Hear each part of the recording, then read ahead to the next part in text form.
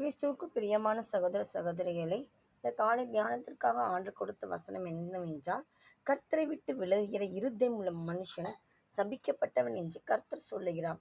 ஆம் பிரியமானவர்களே, நம் கர்த்தரை விட்டு விலகவே கூடாது. எந்த ஒரு சூழ்நிலையும் நம் கர்த்தரை விட்டு விலகணும்னு நினைக்கவே கூடாது.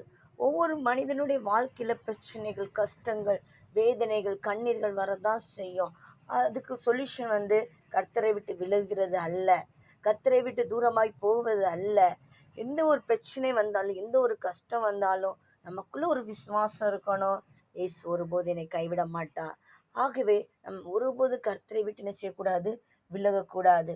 சவுல் ராஜா கர்த்தரை விட்டு விலகும் பொழுதுதான் அவனுக்கு பிரச்சனைகள், பாடுகள், உபத்திரவங்கள் எல்லாமே வர ஆரம்பித்தது. நம் கர்த்தரை விட்டு விலகவே கூடாது. எப்பொழுதும் கர்த்தரோடு கூட இருக்கணும். கர்த்தரை விட்டு விலகிற மனுஷன் எப்படிப்பட்டவனா?